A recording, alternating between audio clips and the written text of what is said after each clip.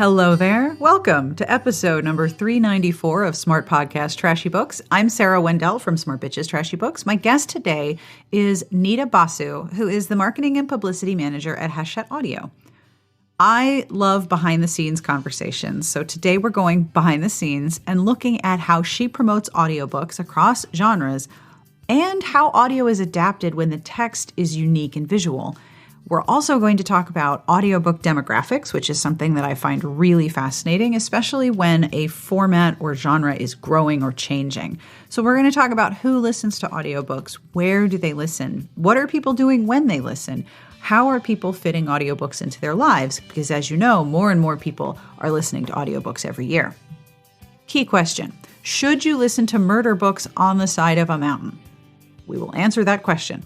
But I'm curious, do you listen to audiobooks? What are your favorites? And what are you doing while you listen? You can email me at sbjpodcast@gmail.com. I would love to know how audiobooks fit into your life, and if they fit into your life doing the same things that you do when you listen to podcasts like this one.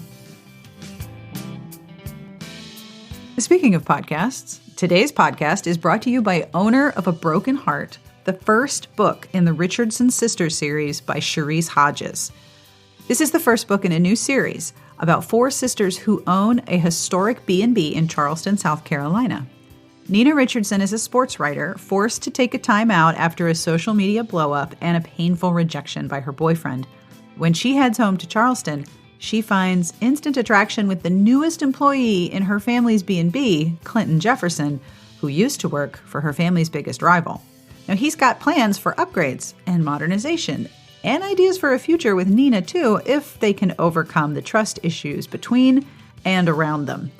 If you like contemporary romances featuring close, supportive families who are not afraid to offer a swift kick in the butt when needed, you will love this series. Owner of a Broken Heart by Cherise Hodges is out now and available wherever books are sold. Every episode of this show receives a transcript hand-compiled by Garlic Knitter. Thank you, Garlic Knitter. And this week's transcript is brought to you by our Patreon community. If you have supported the show with a pledge of any amount, not only is that pledge deeply appreciated, but you're making sure that every show is accessible to everyone. Thank you so much for your pledge, and thank you to our Patreon community. If you would like to join, if the podcast is a meaningful or enjoyable aspect of your day, have a look at patreon.com/smartbitches. Monthly pledges start at $1 a month. And like I said, every pledge means an enormous amount to me. So thank you, thank you, thank you. I will have links to all of the things that we talk about in terms of where to find audiobooks. And I will have links to all of the books that Nita mentions. There are many. And of course, I will end the episode with an absolutely terrible joke. So if you listen to the outro, you get a prize at the end, because these jokes are really terrible and I love them so much. And I love that when I look at reviews for the podcast, many of you have mentioned how much you enjoy them. So thank you for enjoying terrible humor as much as I do. But now let's do this episode. On with the podcast and my conversation with Nita Basu.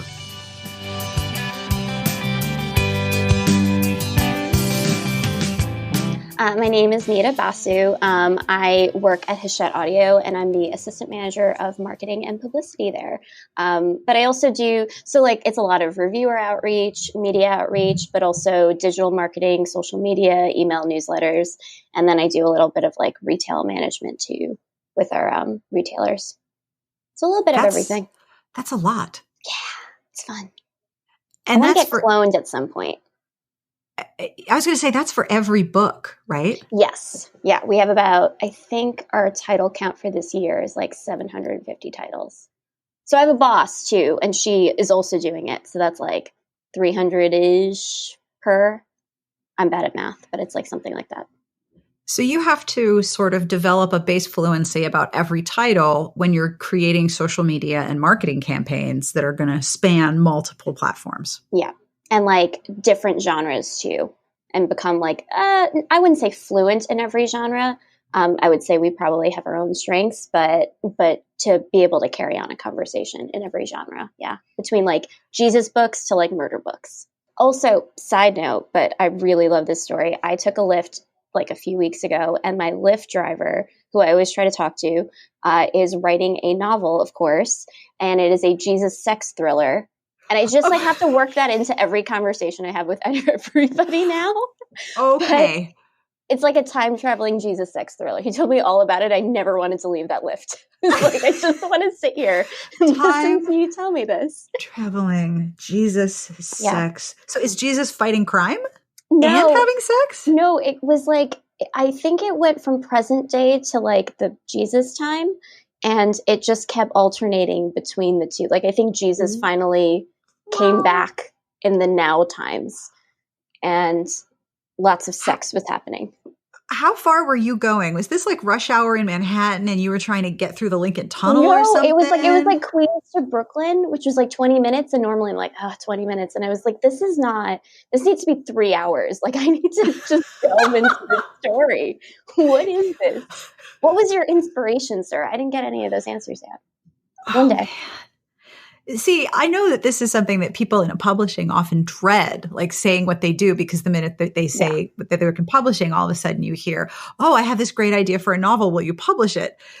That sounds truly exquisite. That's amazing. That's like the best case scenario, I think, of just having someone. Also, have to say, this guy was not like, oh, please publish my book. He was like, oh, I'm writing a book, but I don't want to bother you. It was like, okay, then like go ahead and tell me, because he wasn't being pushy about it. And then it was an amazing story.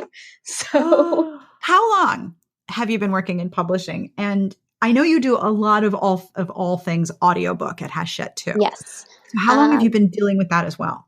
So I've been in publishing since, I'm trying to think, like 2012, I think.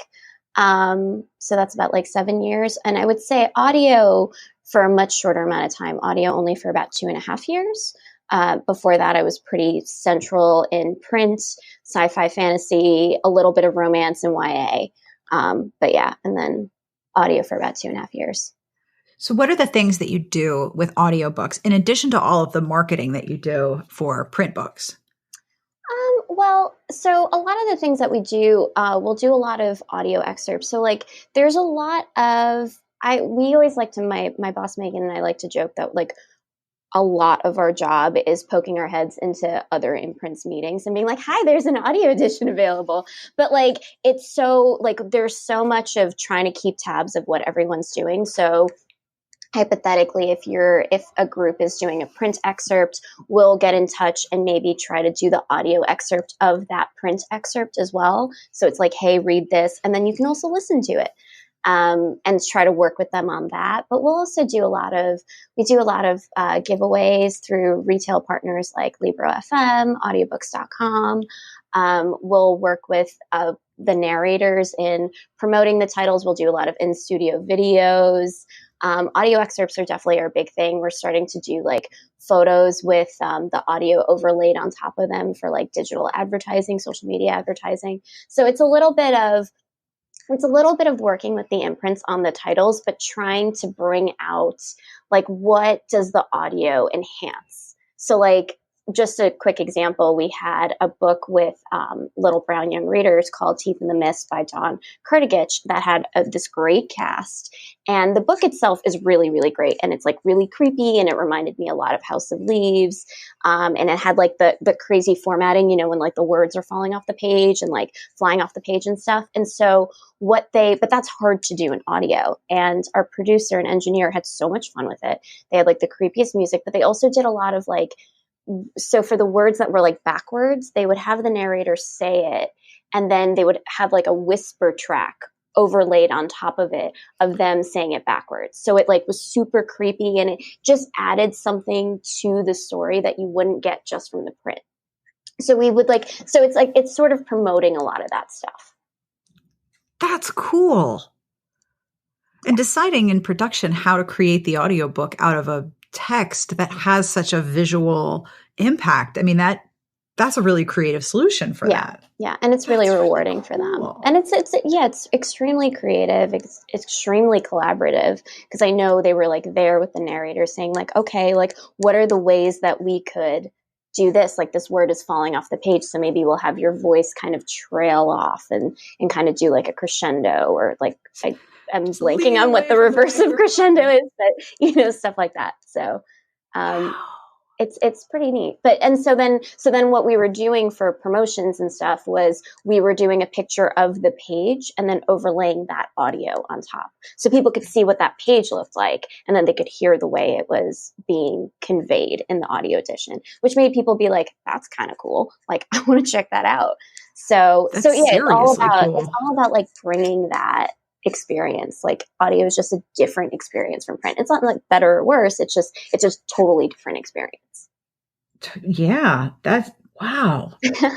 With the audiobook production, you mentioned, you spend your time sticking your head in a lot of different meetings. Does the audiobook production side from a publishing house operate somewhat independently from the print production side? Yeah, I would definitely say so. I think, and I can't speak to production necessarily. I think our producers probably could better, obviously, because they're in production.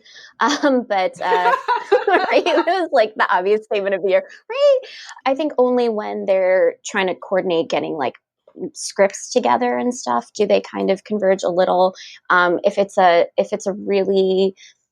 like we had Catch and Kill by Ronan Farrow come out. And so there's a lot of, which is amazing. And he reads the audio, and plug for that, because it's like, it's a harrowing listen, and he's amazing at it. But like, it's great. You just need to be in a mood to listen to that book. Yeah. But for something like that, where like the script is changing constantly, like then they'll sort of get in touch and kind of coordinate on that back end a little bit. But yeah, in general, we're almost like a publishing house within a publishing house, if that makes sense. Like we do our own sales, we do our own production, we have our own relationship with manufacturing, like all of that stuff. So we just sort of function independently within Hachette. That's really interesting. Yeah, it's like a small company, but we're part of a big company. When we've met at conferences and hung out in the bar, because we make where else would you hang out? Right, we make good decisions. You have told me a lot of really interesting marketing research about audiobooks in terms of audience and demographic. Who listens to audiobooks? Where are they? What are they doing? Would you be willing to share some of that? Because I find it so fascinating. I also love the number of people who say, oh, I don't read, I listen to audiobooks. I'm like, yo, that's reading. Exactly. Or listening. I mean, I think there's a little bit of a culture change too. Like, some people are like, I don't read, I listen. And I was like, okay, cool. Like, let's not be too aggressive about it, but okay. That could be a really good life motto. Let's not be too aggressive about it, but okay. Yeah. But no, I think one of the things that blew my mind, because again, like, I'm very entrenched in this world, but like fairly new to it by the scope of things, 2.5 years. But I was really surprised to hear how, and this is my favorite party fact, as you know, that truckers are like audiobook gurus. Like, getting schooled by a trucker about your company's audiobook because they know everything about the narrator. They know the narrator's other like names that they go by. They know that like under this name, this person narrates for vampire romances, and under this one, they do nonfiction, and they like have everything queued up because like they are traveling over such long distances too, and so they have to like queue up the audiobook as they go, that they like become so attuned to it. And like truckers magazines and stuff like feature audiobook reviews. Like, it's like a big thing for them, which I didn't anticipate. Like, I don't know what I expected, but I just didn't anticipate truckers to be, so well educated in audiobooks specifically.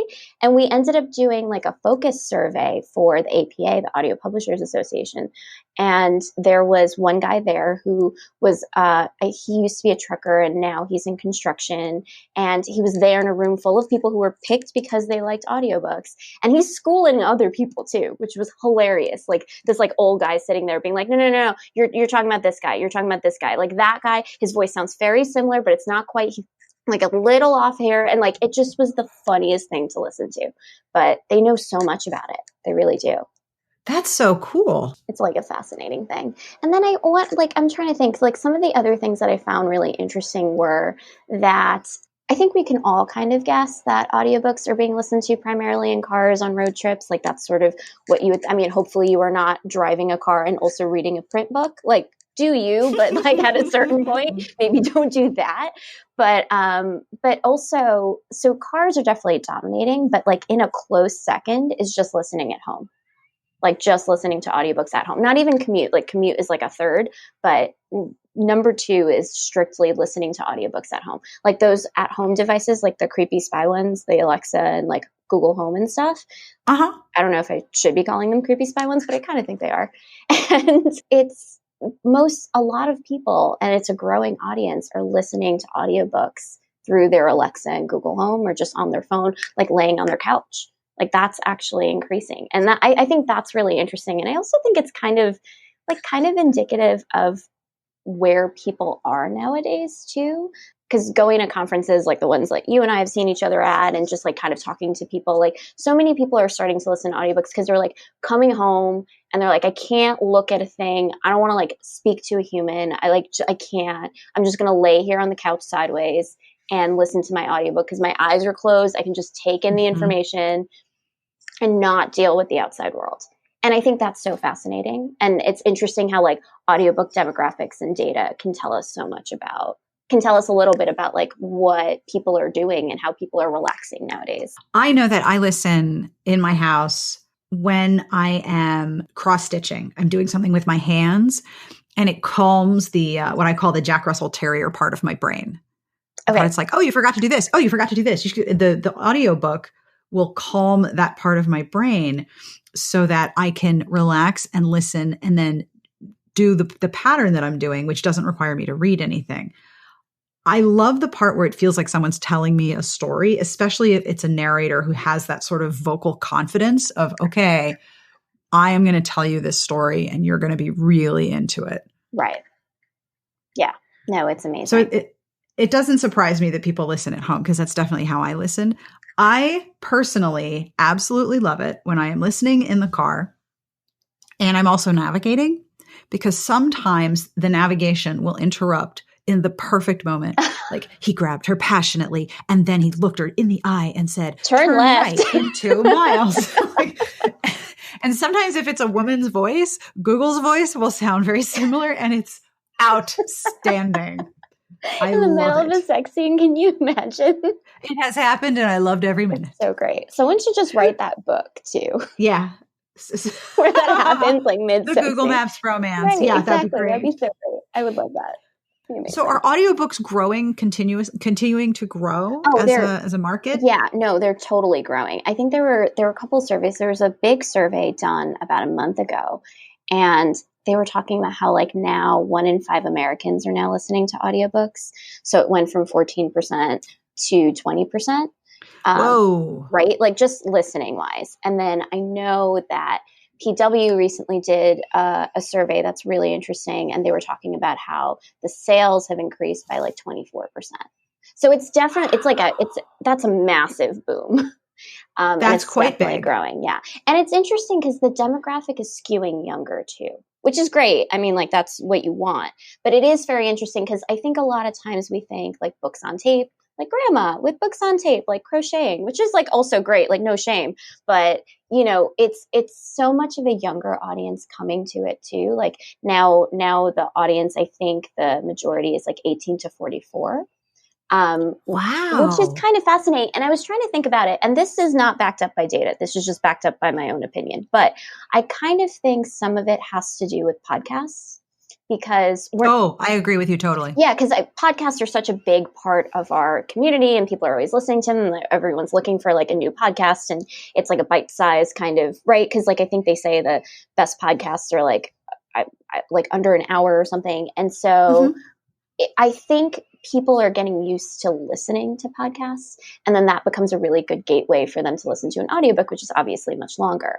But they sort of get attached to that voice. They get attached to getting information. They get attached to that experience of being read to, being talked to, while doing other things. And so I think that's probably why the younger audience is kind of gravitating towards audiobooks the way that they are. But that's just That's fascinating. Yeah. And I know from a marketing perspective, that's great because you have a community that will continue, you hope, to buy as they age. Yeah, for sure. And I was at New York Comic Con just a few weeks ago, and they just, we were not selling at the booth this year, but we were selling physical books, I should say, at the booth. And people were coming up saying, oh, I'm really interested in this. Is this available on audio? You know, I like mostly listen to audiobooks. Like, could I buy it on my phone the audio edition, which is really, really amazing that they're coming up unprompted, just saying that this is really great. And I like print books, but it's just much easier for me to listen to the audio version. Like I'm on the subway, I have motion sickness, I drive a lot, I like cook for my family. So I have time to sit down and read a book. So hearing it while I'm like preparing food. And then the other thing I wanted to mention too was a lot of younger people, and I thought this was amazing, are listening to audiobooks while like going on Instagram. Like Instagram, Twitter, because you don't need a lot of brain power to go through like your friends' like dog photos, but you like still want to go through them for hours, right? So, but and then you're listening to this story while you're going through Instagram, and you kind of feel like you're a little bit more productive as a human being while you're doing that too. But that is really interesting. And it makes total sense. Yeah. I mean, I can't listen to words and read words. I will stop with one of them. Either the words that I'm reading won't make sense or the words that I'm hearing won't make sense, which is why I can cross stitch and look at a pattern, or I can do something that isn't word related with my hands while I'm listening, like cooking. I definitely listen to audiobooks, a lot of nonfiction while I'm cooking. Oh, that's interesting. See, yeah, I'm a terrible cook. And cooking brings me so much anxiety. So like everything needs to be silent. I need to be like zeroed in. It's like I must have total focus, like a surgical theater. Everything. Yeah, exactly. Yeah, I'm performing surgery while making pasta. Like it's. So do you have demographic data about gender regarding audiobooks, male, female, non-binary, gender fluid? Is there any strong indication of one group growing more than another? I would say that right now we don't have a lot of data as far as non-binary and gender fluid. But also, so we only have male, female, because I think it's a little bit of old data and it needs to catch up a little bit. But I will say that I think it's interesting because it did say female skewed 53%. So it actually seems very even-handed, which is interesting because that's very different from what you generally tend to get in terms of demographic for other books. You know what I mean? Like it's very predominantly male, predominantly female. And so I think it sort of speaks more to the accessibility of it, right? Because it becomes much more, it's just much more accessible for everybody, for like male, female, gender fluid, non-binary. And it's really people kind of following their narrator, to be honest, like big audiobook fans. They're following the author, obviously, but they're primarily following the narrator. Like the amount of times if the narrator shifts mid-series, sometimes it works. And, they're always very talented narrators, but people love specific narrators. And I've seen this. Yeah. And they'll complain. They'll like write angry, I was going to say letters, but nobody writes letters anymore. They like write angry tweets, like at Hachette Audio, why is this narrated by this person? And if it's a big enough title, it might even be re-recorded. But yeah, like people are just, you get attached to a voice. You get attached to who is reading you the story, right? So. Oh, of course. I find that with podcasting, people recognize me by my voice. Like I'll talk in an elevator and someone will turn around and be like, I know you. Like, You're like, yeah, voice. I didn't do it. Voice exactly. Voice is very intimate. You're in someone's eardrums.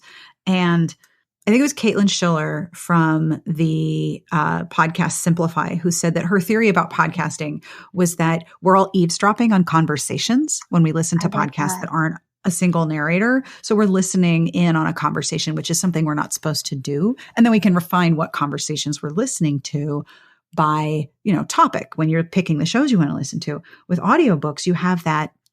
If it's dual narrator or it's a cast, you're listening in on dialogue and you're listening in on conversations and a story at the same time. It's very intimate. Yeah.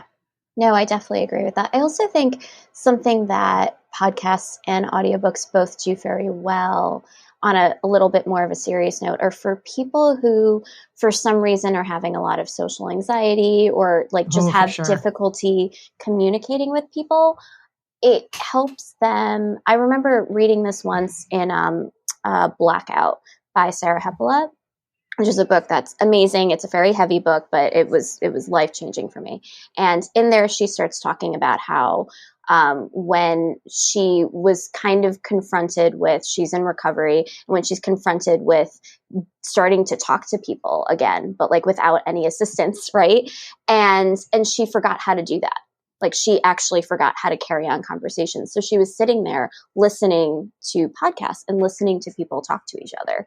And that was kind of how she relearned how to talk to people. And I know like I've had my moments of social anxiety in the past too. And so that was really helpful. And I also think the other thing that audiobooks and podcasts both do is like, if you don't know how to pronounce certain words, right? Like you learn cadence, you just learn dialogue skills that you don't really learn in school. You learn by talking to people. But if that's not a thing that you have an avenue to do, if you have a lot of anxiety around it, like that sort of gives you that ability. One of the things that I am doing right now is I purchased an 18-hour course on the history of language because I am going to nerd out hardcore. And well, I was actually searching on different, forums like Reddit and other recommendation engines. What are online courses that are audio that people really like the great courses and some of the other online learning things that are audio only? Which ones are really good? The professor is really good because he's into what he's doing. And so that enthusiasm is contagious, but I'm also learning how pronunciation changes and has changed. So I am learning more about pronouncing words too. You're so right, because when you can hear people say things, it sort of amplifies and expands the amount of knowledge and language that you have. And also context, right? You then learn, oh, this is how you use that word. There's so many times where we all read, and everyone listening to this presumably reads. It would be a little odd if they didn't, I think, but whatever, do you? But it like, you know these words, but it's in the process of reading, in the process of listening, you kind of learn how to put them together. And you kind of learn how to become a little bit more articulate and how to express yourself in a more accurate and more authentic way, right? In listening and in getting other people's voices. That's primarily how people learn. And the intimacy of listening, and especially if you're listening to material that's really heavy or heartfelt or difficult, that's going to also engage, empathy and increase empathy, which is always a good thing. Yeah. Anything we can do to increase empathy nowadays. God, yes. Thank you, please. So have you noticed any shifts in popularity between single narrator, dual narrator, or cast recordings? I think it depends on content. I think there isn't like a blanket market fact on that. I think it really, really depends on content. So for memoirs, in general, like author reads are great because for memoirs especially, right, it is incredibly intimate. Like that is the most intimate experience. And so then to have someone read to you their story is just, it's something that you're getting. Like hearing David Sedaris read David Sedaris' stuff is an amazing experience that you can't get from reading the print book. Like you just can't get that experience. And so for memoirs, definitely author reads are much more popular if that's something the author can do. It's a grueling experience too, to have to go through and read an audiobook. So, it's hard. It's very hard. It's super hard. I would say that I've seen across the board, from reviewers and just a lot of consumers that in romance specifically, they really like the dual narration, but sometimes that's like too much too. Like some people are just very attached to like nonfiction or having like a literary fiction, having one person read through it. They want to be told the story by one person, but having something that's romance, because romance, as you know, is primarily, it's more than just being like, oh, it's a book where sexy times happen, which like they are, and we want that. But it's also a book about relationships, and romance books are books about interacting with people and interpersonal relationships. So having that dual narration gives you that literally gives you that experience of having two people interact with each other, which is again, something you're not really getting from the print. So the short answer, as I said, is I think it depends on the genre itself. But we did like The President is Missing by James Patterson, and it had a whole cast of characters too. And not as a drama, but it just a multicast. And Teeth in the Mist, as I was saying, was also multicast as well. So it really varies on the atmosphere that you're trying to have. It's really interesting to see how strong listener preferences are too. When I ask people about, do you like dual or single? Do you like a cast? People have very strong opinions. I wonder if that's also an outcome of the intimacy of listening, that people get attached not only to the narrator, but the format too. Yeah. I think I've seen a lot of reviews where like people will complain that there is too much music leading into, sometimes we'll have like music in the beginning of a chapter, like chapter one. And some people will complain about that and be like, this is taking me out of my experience. And I was like, oh, okay.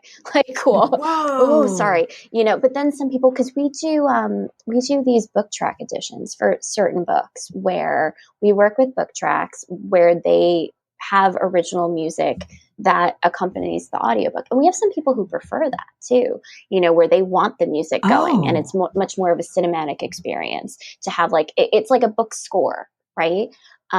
Which like, I don't know if anyone else reads print books the way I do, but when I read a print book, I always have like music playing in the background, but like it has to be music that kind of goes, me too. Okay, great. I was like, am I like a little weird? But you are not alone. It was like, and it has to be like the right music. Cause like, I don't want to be listening to like really sad music while reading like a murder book, but it provides this original score, for the audiobook. And some people prefer that by far because they feel like, this is a cinematic experience. It's like watching a film, but with my ears, which is great. And then other people are like, no, I just want to be read my bedtime story.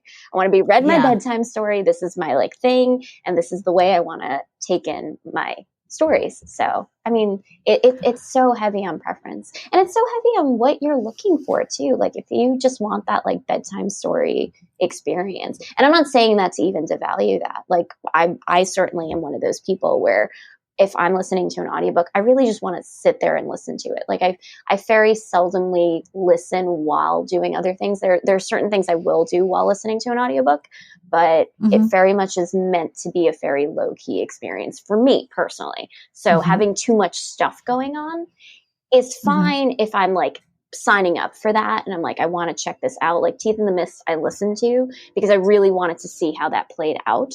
But in general is not how I personally listen. Have you listened to more audiobooks since you started working with them 2 years ago? I mean, yes and no. I used to drive a lot when I didn't live in the city. And I used to drive a lot and I probably listened to the most audiobooks then when I drove, obviously. And then for a while I had like a data entry job. So like I listened to the most audiobooks during that time because like you're just copy pasting into Excel.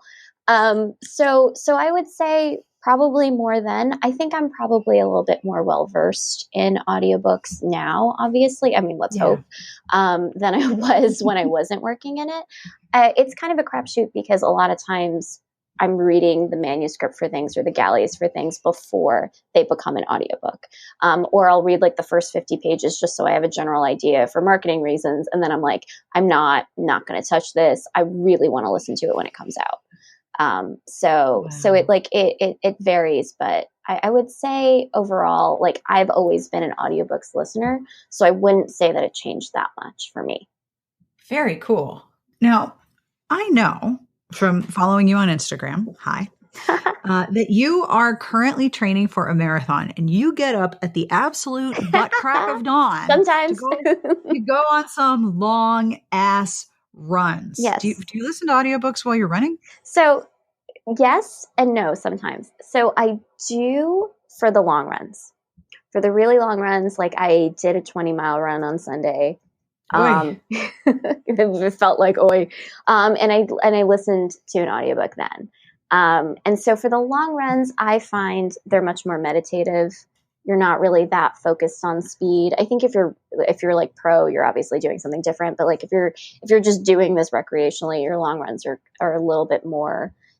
They're distance, and it's like what gets you through the distance. So I find that audiobooks help for that, much like podcasts would, but podcasts are just not long enough. So it's just much easier to queue up an audiobook on your phone because you're going to be out for like 2-3 hours, right? Yeah.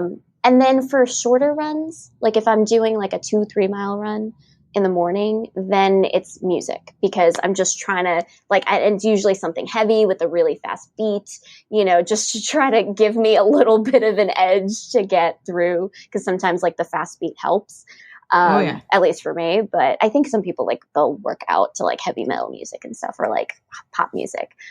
So really just for the long runs or anything where I'm not really focused on speed and I'm just focused on distance, or just kind of enjoying the scenery too. Like over where I live in Queens, there are a few like Forest Park, Cunningham Park, where they're not like Central Park. Like it's very woodsy, which is kind of nice. A little bit of woods in the middle of the city. And for those, I'll listen to an audiobook because it's just like a nicer experience, and it feels a lot more intimate, and there's an atmosphere. And I'll usually listen to like some sort of like outdoorsy memoir too. Like I'm heavy into like atmosphere. So that's cool. Yeah. Do you have any tips for anyone who's thinking about running a marathon or training for longer runs? Do you have any tips for folks who are like, oh yeah, that's me? Yeah, I want to do that. I would say, not to underestimate the mental fortitude that it takes. Like it's physical for sure, but like your body adapts. Your body can do anything that you really want to focus your body on doing. And if it can't physically, like you can find a way. Like there is a way to do a thing that you want to do, whether or not you do it in a traditional physical manner. Right. But the mental strain of doing that for so long, and it's a very solitary activity too. Like, it's not like hiking with, I mean, I guess people hike by themselves. I don't tend to, but it's not like a group activity, a group sport that you're doing. So I would say that understanding that, like, especially for a marathon distance, you're spending a lot of time by yourself in your own head. And so really getting comfortable with that. And for some people, that's listening to emotional music and crying it out. For me, I listen to really sad books. And then I just cry all my feelings. I'm always like that person who's like crying out of the riverside by the waterfront at the end of my run. And people think like it was a really bad run. And they're like, it's okay, it's fine. I was like, no, but sad things are happening. It's absurd, but it's just that mental, it's that mental strength and being okay with yourself. Like it just, whatever comes up. I did, on a side note, I did Kilimanjaro earlier this year. And at one point, the night As in before, you climbed to the top of it. Yes. And holy cow, wow. And the night before the summit, we were asking people for advice, and people were emailing me like little like encouragement stuff. Like, I believe you can do it, but if you can't, like, that's also fine, you know? And some of the best advice I got was people who were actually kind of warning me a little, and they weren't even warning about altitude, because you like hear that stuff all the time, but they were like, when you go up there, understand that whatever you have buried inside of you, that's coming up.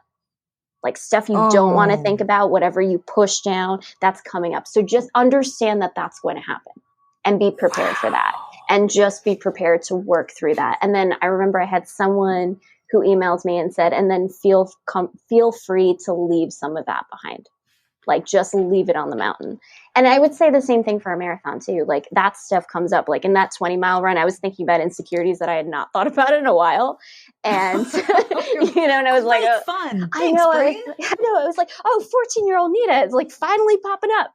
But, you know, but it feels so cathartic too. Cause then at the end, you're like, your body's tired, you know, because you just did this thing, and the race is no different, but these long runs, like your body is just tired. And if you just kind of accept that experience, then it almost feels like you've worked through it and you can kind of like leave it behind. So the mental strength for sure. That's fascinating. When you said you did Kilimanjaro, I'm like, wait, is that a race that I don't know about? No, it took me a second. But also, fun audiobook fact on that. We were in a hiker's lodge, hiker's like coffee shop, and it's not like a hiker's coffee shop, it's just a coffee shop with a lot of hikers in it. But we were talking to some people, and a lot of people for that last climb up, because like altitude, you don't really want to talk to anybody. You're also climbing at like midnight. So like nobody wants to talk to anyone at that hour anyway, when you have to wake up then to go do something. And so a lot of people, because it's hours up, you know, and if you're like super fast, you can do it in 4 hours maybe. But like, if you're not like me, it took you like closer to like 6 or 7. And a lot of us were just listening to audiobooks. And a lot of people had said that too. They were like, well, while you're still in civilization, maybe download something that you can listen to. And so I like listened to, I'm trying to even remember now. I think I listened to like a murder mystery, which is like, by the way, the worst idea to do in the middle of the night. Do not advocate doing that. But I was listening to The Dark Lake by Sarah Bailey, which is a great book, but like I was convinced I was getting murdered in the middle of the night on this mountain by like, I don't know, bandits. I don't know what I thought was going to happen, but it's such a great experience to listen to something. Somebody else was listening to a romance book, and I think she had a much better climb than I did.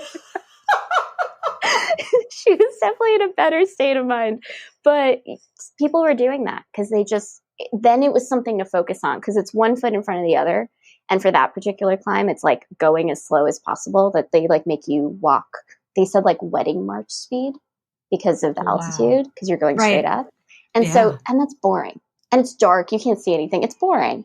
And to do that for hours at a time without talking to anyone, it's just so much easier to listen to something. And then just to go up. Yeah. So fun fact. So if you're going to do that, download an audiobook before you go. Yeah. Oh, but don't download murder books. No murder books on mountains. That's. You want the hot and sexy romances. Yes. Hot and sexy romances only. Or time travel Jesus murder mysteries. Well, when that comes out, everyone should listen to it. I'm 100%. And climb mountains, right? Yeah, exactly. So after the marathon that you're training for, are you going to climb another mountain? I'm hoping to do this summer. My boyfriend and I have been talking about doing the TMB, which is the Tour de Mont Blanc, and it's 110 miles, and it's not a climb up Mont Blanc, which is the biggest mountain in the Alps, but the TMB circuit is going around the mountain. Whoa, cool. And super ugly and utterly hideous to look at, I'm sure. No views whatsoever. I will say, though, whenever I look at GoPro videos of the whole amazing hike, there's always like an angry cow like walking into the shot. It's amazing. Fuck off my mountain. What the hell are you doing here? It's amazing. What the fuck are you doing here? It's so the angriest cows I've ever seen in videos. But so we're hoping to do that. And it goes through, it's like supposed to be great. It goes through France, Italy, Switzerland. So I think after the marathon, I'm going to take a little bit of a rest and then start training for that. That's incredible. So I do ask, I like to ask my guests, what things you do to look after yourself. Is this what you do to look after yourself? Yeah. Or like hate myself, like depending. But yeah, no, for me, right? Like depending on how my body's feeling. But overall, I would say, a lot of physical activity, but I'm a big crafter, really. And I will do a lot of crafting while listening to audio as well. So like for me, especially if I'm recovering from something, or just having like a Thursday night, it'll be a lot of like cross stitching, a lot of times cross stitching profanity because like stabbing needles and like writing fuck is sometimes so cathartic after a really bad day. That is why I do it. Right? It's amazing.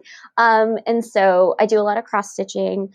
I'll do chainmail jewelry. I'm trying to learn macrame now because I've decided I want to be an old lady. And so go for it. Right. And my walls are bare. So let's just cover it in macrame. So I like to do a lot of that too. And just as a sort of treat to myself and not forcing my body to do stupid stuff. That's so cool. Yeah. And that's a good time to listen to murder books because you're like safe.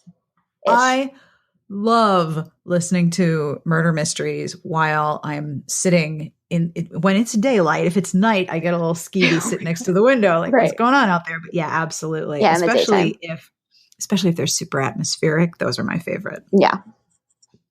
So I always ask, what books are you reading or listening to that you want to tell people about? So two, because I always listen to a book and then I always read one. I'm currently reading the ARC for Abby Jimenez's Happy Ever After playlist. Because I loved The Friend Zone so much. And so I was debating waiting for the audio, but I was like, I can't wait a year.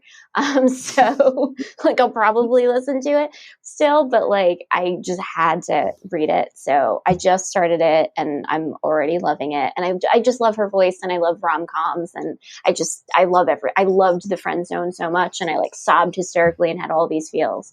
So I'm really excited for that one. And I'm listening to Stephen Fry's Mythos, which I highly recommend, even if you don't care about Greek mythology, mainly because Stephen Fry But so true. He's just telling you story. I mean, basically, he's telling you stories about Greek mythology, which is very interesting. But also, he's amazing. He's a great narrator. He excels at dialogue, and they totally knew that going into this. Like, he does such a great job with the dialogue between the gods, and like, Greek mythology is like really fucking weird. Let's be real.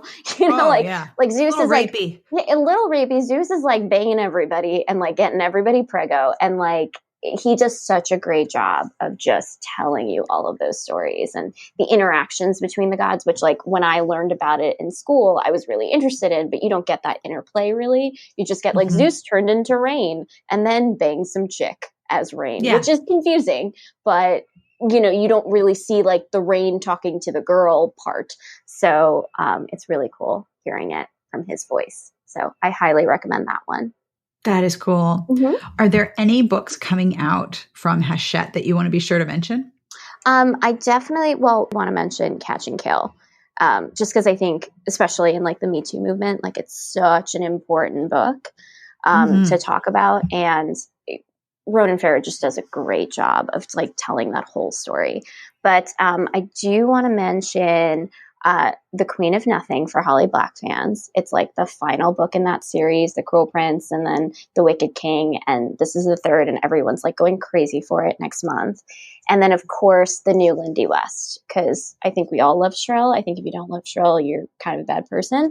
And just put it out there. And The Witches Are Coming is coming out next month, and we're super, super excited for it. And it's just, I don't know if you know the premise behind it, but like it's about the Me Too movement. And it's based on like all of the dude bros being like, this is a witch hunt. And so she's basically like, you're right, this is a witch hunt. We're the witches and we're hunting you.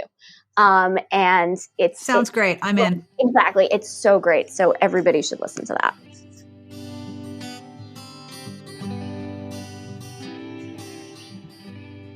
And that brings us to the end of this episode. Thank you to Nita Basu for hanging out with me and talking about really astonishing things that you do in your spare time and about audiobooks. Like I said in the intro, I am curious about you. What do you do when you're listening to audiobooks or podcasts or both? What are the things that you're doing while you listen? I am always doing something when I listen. I very rarely just sit still and zone out, unless I'm also walking and then I'm still doing something. So I'm curious. You can email me at sbjpodcast@gmail.com. I would love to hear from you. I will have links in the show notes about where you can find Nita if you'd like to follow her on Twitter or on Instagram. And I will have links to all of the books she mentioned and some of the places where you can get audiobooks if you're interested in trying them. Coming up on Smart Bitches this week, we have new reviews. We will have a Bachelor recap from Elise, because this season is really, really something. We'll also have Help a Bitch Out and books on sale every day. Come hang out with us because we're usually up to something silly, and you can find us at smartbitchestrashybooks.com. Now, as always, I end each episode with a really bad joke. This one comes from my older son, who is known on the internet as Freebird. This is quite terrible and made my husband guffaw while he was driving, so I hope you enjoy this as much as we did. Did you know that Rick Astley will lend you any movie from his Disney Pixar collection except one? It's true. He's never going to give you Up. Yes! How dumb. I think I and you got rickrolled by a really bad joke. On behalf of Nita and myself and all of the mammals currently in my office staring at me, they're all staring at me. We wish you the very best of reading and listening. Have a great weekend, and I'll see you back here next week. Smart Podcast Trashy Books is part of the Frolic Podcast Network. Find more shows to enjoy at frolic.media/podcasts.